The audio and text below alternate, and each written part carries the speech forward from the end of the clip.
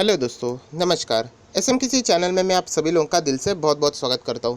दोस्तों, इस वीडियो में हम लोग बात करने वाले आज के दिन का सबसे जो मेन टॉपिक था एचडीएफसी बैंक, उसके जो क्वार्टर 1 के जो रिज़ल्ट उन्होंने पेश किए, कैसे रहे रिज़ल्ट, आगे क्या हो सकता है, क्या सोमवार की अगर हम लोग बात करें, मंडे को जब बाज़ार वापस ओपन होगा, यहाँ पे शेयर गिरेगा या फिर आगे बढ़ सकता है, इससे रिलेटेड सारी बातें बताऊंगा।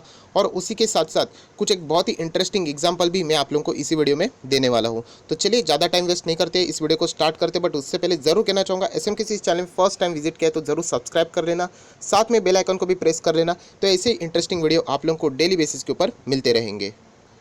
सो फ्रेंड, वीडियो को स्टार्ट करने से पहले आप सभी लोगों को बताना चाहता हूँ, एक गजब का वीडियो यहाँ पे मैंने सुबह 10:30 बजे अपलोड कर दिया है कि अगर स्टॉक गिर जाता है, आपका स्टॉक क्रैश हो जाता है, उसके बाद आप लोगों ने क्या करना चाहिए, बाय, होल्ड या सेल, ये कैसे पता करें। तो उससे रिलेटेड जो मेरा दूसरा चैनल है स्टॉक मार्केट का क्लासेस, इसके ऊपर ये वीडियो अपलोड हो चुका है। ऊपर आई बटन पर क्लिक करके ये वीडियो को आप लोग ज़रूर देख लेना, बहुत ही important video, free of cost ये सारी चीज़ें आप लोगों को यहाँ पे समझने को मिल जाएगी। दोस्तों, अभी हम लोग आ चुके हैं डायरेक्टली यहाँ पे आर्टिकल के ऊपर। एंड यहाँ पे मतलब अच्छा खासा फॉन्ट अभी आप लोगों को विजिबल होगा, इसलिए मैं आर्टिकल के ऊपर आ चुका हूँ। रिजल्ट की बात कर लेंगे। सबसे पहले इंडिया लार्जेस्ट प्राइवेट लेंडर मतलब एचडीएफसी बैंक की बात करें, लगभग यहाँ पे 19.5% का ईयर ऑन ईयर ग्रोथ हम लोग को स्टैंड अलोन प्रॉफिट में यहाँ पे देखने को मिल रहा है। एंड वो जून क्वार्टर मतलब क्वार्टर 1 की बात कर रहे हैं। सो बहुत ही गजब का परफॉर्मेंस यहाँ पे देखने को मिल रहा है। एक्सपेक्टेशन भी यहाँ पे की गई थी 18%, कुछ एक्सपर्ट ने 20% बताई गई थी, तो उसी के बीच में हम लोग को 19% के आसपास 19.6% हम लोग को ये जंप देखने को मिली, जो कि एक बहुत ही शानदार जंप है। यहाँ पे तो शुरुआत मतलब हम लोग कह सकते हैं कि रिजल्ट की बहुत ही अच्छी खासी हो चुकी है। सो अगर हम लोग बात करें कि इतना ज़बरदस्त जंप हुए, तो आप सभी लोग देख सकते हैं lower tax cost and NIA की, ये भी चीज़ आप लोगों ने यहाँ पे कंसिडर करना चाहिए। उसी के साथ साथ अगर हम लोग बात करें, जो प्रॉफिट आप लोगों को देखने को मिल रहा है मतलब 19.6%, ये और भी बढ़ सकता था। आप देख सकते हैं लिमिटेड प्रॉफिट ग्रोथ, मतलब और भी ज़्यादा ग्रोथ हो सकती थी। सो एक ग्रोथ को किसने रोक दिया, तो आप सभी लोगों को पता है प्रोविजन तो स्पाइक होने वाले थे, और कुछ हद से ही ज़्यादा यहाँ पे बैंक ने प्रोविजनिंग कर दी है। मतलब आरबीआई नॉर्म्स जो रूल्स रहते हैं उससे भी ज़्यादा प्रोविजनिंग यहाँ पे बैंक ने करके रखे हुए सेफर पॉइंट ऑफ व्यू से। सो एक अच्छी बैंक की वो निशानी होती है कि पहले ही प्रिकॉशंस लेके चलते हैं। सो ज़्यादा प्रोविजनिंग के कारण हम लोग को जो प्रॉफिट ग्रोथ देखने को मिल रही है वो लिमिटेड देखने को मिल रही है। एंड उसी के साथ साथ lower other income due to slow down in economic activity, जो बैंक के बाकी भी इनकम्स हुआ करते थे अदर इनकम्स, उनमें भी हम लोगों को गिरावट देखने को मिल रही है। एंड उसका रीज़न है जो इकोनॉमी में स्लो डाउन चल रहा है, लॉकडाउन चल रहा है कोरोना वायरस की वजह से, उसका इम्पैक्ट डायरेक्टली इनके इनकम के ऊपर हम लोग को, जो अदर इनकम है उनके ऊपर हम लोग को फिलहाल देखने को मिल रहा है। सो एज सच इतनी बड़ी कोई प्रॉब्लम तो नहीं है। तो ये सबसे पहली हम लोगों ने बात यहाँ पे नोटिस कर ली है। थोड़ा सा अभी हम लोग आगे जाते हैं एंड यहाँ पे देख सकते हैं कि प्रॉफिट यहाँ पे हुआ है क्वार्टर का, वो इंक्रीज़ हुआ है। मतलब पहले जो प्रॉफिट हुआ करता था 5,570 करोड़ के आसपास रफली हुआ करता था, जो इस वक्त बढ़कर 6,660 करोड़ के आसपास देखने को मिल रहा है। मतलब बहुत ही गजब की जंप हम लोगों को यहाँ पे प्रॉफिट में देखने को मिल रही है, कोई शक की गुंजाइश ही नहीं है। और ये एक्सपेक्टेड भी था। कल का मेरा वीडियो भी आप लोग देख सकते हो, मैंने वीडियो डाला था कि क्या क्या आ सकते हैं रिजल्ट। सो ये भी एक्सपेक्टेड था। वैसे ही कंपनी ने बहुत ही शानदार यहाँ पे प्रॉफिट दिखा दिया है।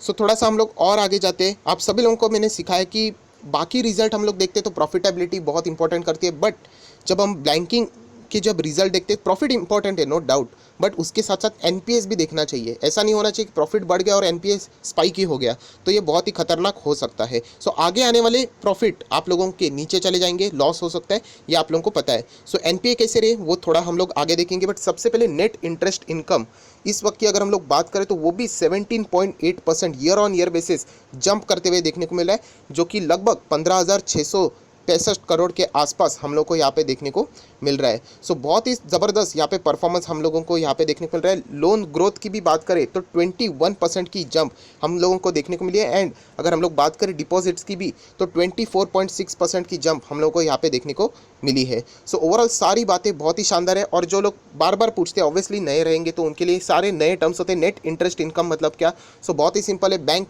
में आप लोग डिपॉजिट रखते हो, बराबर है, उसके ऊपर वो आपको इंटरेस्ट देते हैं, वो उनका खर्चा हो गया। वही आपने रखा हुआ डिपॉजिट वो आगे किसी को तो लोन के फॉर्म में देते हैं और उनसे इंटरेस्ट लेते हैं, ज़्यादा पैसा लेते हैं। सो जो पैसा आएगा इंटरेस्ट के फॉर्म में और पैसा आपको डिपॉजिट के फॉर्म में इंटरेस्ट देंगे, इसके बीच में जो बचता है उसको नेट इंटरेस्ट इनकम बोला जाता है, जो कि बैंक का एक कोर इनकम होता है। और ये बहुत ही शानदार हम लोग को 17.8% यहाँ पे क्लाइम करते हुए देखने को मिला है। और इसीलिए आप लोग देख सकते हैं कि इसी के नीचे आप लोगों को लोन का भी डेटा बताया गया और डिपॉजिट्स का भी डेटा यहाँ पे बताया गया। अभी थोड़ा सा टाइम ज़्यादा लूँगा, बहुत सारे लोग बोलेंगे कि डिपॉजिट में तो इंटरेस्ट जाता है, एंड यहाँ पे 24.6% डिपॉजिट्स बढ़ चुके हैं। लोन की बात करें तो सिर्फ 21% ही यहाँ पे हुए। तो याद रखना, लोन में जो इंटरेस्ट आता है वो बहुत ही हायर लेवल पे होता है, आप सभी लोगों को पता है। डिपॉजिट्स में जो इंटरेस्ट आप लोगों को मिलता है वो बहुत ही नॉमिनल रहता है। सो 21% 24.6% से बहुत ज़्यादा है। सिर्फ इनकम के फॉर्म में मैं समझाने की कोशिश आप लोगों को कर रहा था। नेट इंटरेस्ट मार्जिन की अगर हम लोग बात करें, एग्जैक्टली जो एक्सपर्ट बोल रहे थे कि 4.3% के आसपास आएगा, मैक्स टू मैक्स 4.5%, तो उतना ही देखने को मिल रहा है 4.3%।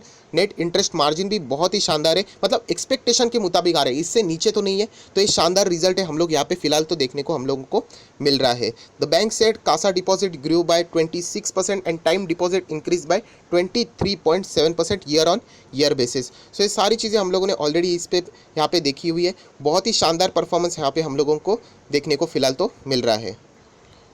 उसी के साथ साथ अगर हम लोग यहाँ पे लिक्विडिटी कवरेज रेशो भी देख लेते हैं तो आप देख सकते हैं लिक्विडिटी कवरेज रेशो 140% है। एंड अगर वो रिक्वायरमेंट, रेगुलेटरी का जो रिक्वायरमेंट रहता है उससे भी हम लोग को ज़्यादा यहाँ पे बैंक मेंटेन करते हुए देखने को मिल रहा है। सो इसीलिए इसको हेल्दी लिक्विडिटी कवरेज रेशो भी आप लोग बोल सकते हो, मतलब अच्छा खासा परफॉर्मेंस बैंक यहाँ पे दे रहा है। सो ये कोई टेंशन की बात नहीं है। अगर आपके पास ये शेयर है तो ये बैंक के पास बहुत ज़्यादा फंड है। जैसे कि बीच में शक्तिकांता दास ने भी बोला था कि आपने कोविड टेस्ट कर लेनी चाहिए अपने बैलेंस शीट की, ज़्यादा से ज़्यादा फंड रखने चाहिए। बहुत सारे बैंक्स पैसा कलेक्ट करने के लिए जुटे हुए आप लोग देख सकते हो। सो डेफिनेटली एचडीएफसी बैंक को इतना कोई टेंशन नहीं रहेगा जिस टाइप का परफॉर्मेंस फिलहाल देखने को मिल रहा है। अभी आ जाते हैं प्रोविजनिंग के ऊपर, जो कि बहुत ही इंपॉर्टेंट है। So provisioning and contingency for quarter stood ₹3891.52 crore, and वो लगभग हम लोग को 49% तक यहाँ पे जंप करते हुए देखने को मिल रहा है। अगर हम लोग बात करें प्रीवियस 2.8% ही हम लोगों को देखने को मिला था। अभी इसका और इसका कंपैरिजन हो ही नहीं सकता क्योंकि तभी की सिचुएशन अलग थी, अभी की सिचुएशन तो कंप्लीट ही अलग हो चुकी है।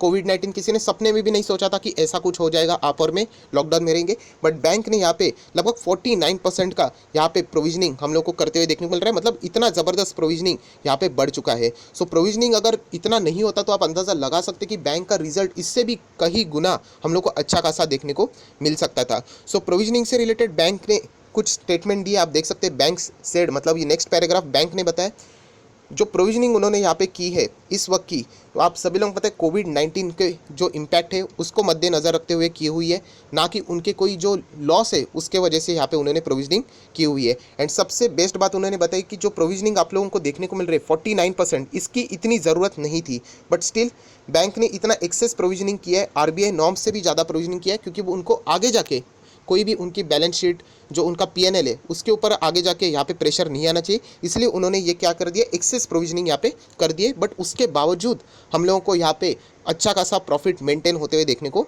मिला है। सो हम लोग ज़रूर कह सकते हैं बहुत ही अच्छा खासा परफॉर्मेंस फिलहाल देखने को यहाँ पे मिल रहा है। और अगर हम लोग प्रोविजनिंग भी यहाँ पे देखते हैं तो फ्लोटिंग प्रोविजनिंग सिर्फ 1400 करोड़ के आसपास देखने को मिल रहा है। बट जो कंटिजेंसी प्रोविजनिंग है आप देख सकते हैं, कंटिजेंट प्रोविजनिंग 4000 करोड़ से भी ज़्यादा हम लोग को यहाँ पे देखने को मिल रहा है। सो कंटिजेंट मतलब आप सभी लोगों को पता है कि फ्यूचर में ऐसी सिचुएशन जिसके ऊपर उस एंटिटी का, उस बैंक का कोई भी कंट्रोल नहीं रहेगा, एंड इसीलिए बैंक ने ऑलरेडी वो पैसा साइड में निकाल के रखा है कि मान के चलते कि अगर वो नहीं हुआ सो हम लोग यहाँ से सेट ऑफ कर लेंगे। तो ऑलरेडी उसको उन्होंने डाउन यहाँ पे बता दिया। एंड अगर हम लोग परसेंटेज वाइज बात करें इस प्रोविजनिंग की, जो टोटल प्रोविजनिंग की गई है 149% ऑफ ग्रॉस एनपीए, यहाँ पे हम लोगों को उससे रिलेटेड ग्रॉस एनपीए से रिलेटेड जो नॉन परफॉर्मिंग लोन है उसके ऊपर हम लोगों को ये सारी प्रोविजनिंग करते हुए देखने को मिली है। सो असेट क्वालिटी की बात करें तो ऑब्वियसली मतलब जो मेन चीज़ मैंने आप लोगों को कहा था कि एनपीए क्या है उसके ऊपर फोकस रहना चाहिए, तो असेट क्वालिटी वीक होते हुए ज़रूर देखने को मिल रही है, आप देख सकते हैं। और उस एक्सपेक्टेशन भी था कि वो वीक ज़रूर होगा। सो ग्रॉस एनपीए की अगर हम लोग बात करें तो यहाँ पे बढ़ चुका है, बट सिक्वेंशियली सिर्फ 1.36% बढ़ा है, पिछले टाइम ये 1.26% था। सो इतना कोई टेंशन की बात फिलहाल तो यहाँ पे नहीं है। Gross NPA increase to 1.2% from 1.1% अगर हम लोग क्वार्टरली बात करें तो। सो अगर हम लोग लास्ट इसकी अगर बात करें जहाँ पे सारे एडजस्टमेंट होकर नेट एनपीए आ जाता है, तो नेट एनपीए में हम लोग को गिरावट देखने को मिल रही है, जो कि पहले 0.36% था, जो कि इस वक्त 0.33% देखने को मिल रहा है। सो एनपीए बढ़ना ही कभी भी अच्छी बात नहीं होती, बट ऐसे सिचुएशन में इतना ही एनपीए बढ़ना, मैं तो इसको फुल 5 स्टार दूंगा, इतनी कोई प्रॉब्लमेटिक बात नहीं है। और ये मैं बात हमेशा लॉन्ग टर्म की करता हूँ, शॉर्ट टर्म में कुछ भी हो सकता है। ब्रिटानिया का एग्जाम्पल आप लोगों ने ऑलरेडी देख लिया है। तो बैंक का मेन इनकम अगर हम लोग बात करें अच्छा खासा परफॉर्मेंस दिया है, बट अगर हम लोग बात करें नॉन इंटरेस्ट इनकम मतलब other than interest income, other income bank का है, वहाँ पे हम लोगों को यहाँ पे गिरावट देखने को मिली है। लगभग 18% की गिरावट है, सिर्फ 4,000 करोड़ के आसपास हम लोग के नॉन इंटरेस्ट इनकम देखने को मिल रहा है। ये हमेशा ज़्यादा होते हुए हम लोग को देखने को मिलता था, और इसका इम्पैक्ट आप लोग यहाँ पे देख सकते हैं due to the lower fees and commission की वजह से ये हम लोग को गिरते हुए देखने को मिला है। सो दोस्तों पूरा रिजल्ट यहाँ पे पढ़ने के बाद, यहाँ पे पूरा रिजल्ट को देखने के बाद हम लोग कंक्लूजन के ऊपर आएंगे कि रिजल्ट कैसे रहे। तो मुझे ऐसा लगता है कि रिजल्ट शानदार है। ऐसे सिचुएशन में भी अगर बैंक इतना परफॉर्मेंस दे सकती है, इतने बड़े प्रोविजनिंग करने के बावजूद अगर बैंक अच्छा खासा परफॉर्मेंस दे सकती है, तो ज़रूर हम लोग कह सकते हैं कि आगे की सिचुएशन अभी धीमे धीमे कम होगी। जो एक्सट्रीम सिचुएशन थी वो फिलहाल हम लोग को Q1 में देखने को मिलने वाली थी, बट उसमें भी अगर ये परफॉर्मेंस रहेगा तो आने वाले समय में बैंक और भी अच्छा खासा परफॉर्मेंस दे सकती है। सो याद रखना, मैं हमेशा लॉन्ग टर्म की बात करता हूँ, और लॉन्ग टर्म में अगर आपके पास HDFC बैंक का शेयर है तो मुझे ऐसा लगता है आप लोगों ने होल्ड करना चाहिए, बने रहना चाहिए। आप चाहते हो तो प्रॉफिट बुक कर सकते हो, एग्जिट कर सकते हो, वो आपकी मर्जी। बट मुझे ऐसा लगता है कि रिजल्ट देखने के बाद यहाँ पे टेंशन नहीं लेना चाहिए। लॉन्ग टर्म के हिसाब से आप लोग ज़रूर इसमें बने रह सकते हैं। नेक्स्ट सवाल आपका आ जाएगा, क्या इसमें हम लोगों ने फ्रेश बाइंग करनी चाहिए? देखिए, फ्रेश बाइंग करने के लिए ऑलरेडी ये 1000 के नीचे गया था, तभी मैंने आप लोगों को कहा था कि बहुत ही ज़बरदस्त सुंदर शेयर है, आप तभी उठा सकते हो। अभी ये 1100 के यहाँ पे चल रहा है, सिर्फ 200 पॉइंट अपने ऑल टाइम हाई के से वो दूर है। सो एक बात बोलना चाहूँगा, अगर वो शेयर यहाँ पे हाई लेवल पे एंड अगर आप लोग अभी एंट्री कर लेते हो, इसमें कोई गलत बात नहीं। मैं वापस कह रहा हूँ, ये बातें आपके दिमाग में भरी गई है जो कि बिल्कुल गलत है कि लेवल से ऐसा कुछ नहीं होता है। अगर आपको कोई बैंक अच्छा लगता है एंड अगर आपका लॉन्ग टर्म का नज़रिया है तो आप लोग ज़रूर किसी भी लेवल में एंट्री कर सकते हो। फॉर एन एग्जाम्पल, अगर कोई मुझे बोलता है कि मैं इसमें 5 से 10 साल रहूँगा, सो सोच के देख लेना, आज इसका प्राइस 1100 चल रहा है, क्या 5 साल के बाद भी 1100 रहेगा? तो ये कोई सेंस नहीं बनता है। सो प्रॉब्लम यही होती है दोस्तों कि अगर आप एंट्री करते हो तो आप लोगों ने होल्ड करना चाहिए किसी भी लेवल पे, किसी भी लेवल पे। आपको आने वाले समय में वो ज़रूर रिकवर होते हुए देखने को मिलेगा, एंड जब वो नीचे गिरता है तो बाय ऑन डिप्स की स्ट्रैटेजी लगानी होती है। ये कभी भी प्रेडिक्ट नहीं करना होता है। बहुत सारे लोग यहाँ पे ज्योतिष बनते हैं मार्केट में कि ये कितना ऊपर जाएगा, कितना नीचे गिरेगा, ऐसा नहीं होता है। आप लोगों ने, अगर आपको वो कंपनी अच्छी लगती है ना, जब भी वो गिरता है वहाँ पे माल उठाने का होता है। ये एक ही सॉल्यूशन होता है, और वही हम लोग बार बार यहाँ पे करते रहते हैं। सो शॉर्ट टर्म में क्या होगा इसकी कोई गारंटी नहीं दोस्तों, क्योंकि ब्रिटानिया इंडस्ट्री का रिजल्ट आप लोग देख लेना, आउटस्टैंडिंग रिजल्ट था, कोई मतलब पॉइंट ही नहीं है, स्ट्रीट एस्टिमेट बीट सब कुछ, और फिर भी शेयर में लगभग 2% के आसपास की गिरावट। सो शॉर्ट टर्म में कुछ भी हो सकता है, इसका कोई गारंटी नहीं। बट अगर आप लॉन्ग टर्म के निवेशक हो तो मैं एक ज़रूर आपको दावा से कह सकता हूँ कि आप लोगों ने इसमें बने रहना चाहिए। इतने तो शानदार रिजल्ट फिलहाल आपके सामने यहाँ पे पेश हो चुके हैं। सो यही कहना चाहूँगा, अगर आपको ये वीडियो अच्छा लगे, ये बातें अच्छी लगे, तो ज़रूर इस वीडियो को लाइक कर देना, दोस्तों के साथ शेयर कर देना, तो उनको भी ये सारी बातें यहाँ पे पता चल जाएगी। So that's it, thank you very much दोस्तों, we will be meeting in our next video. तब तक के लिए बाय बाय।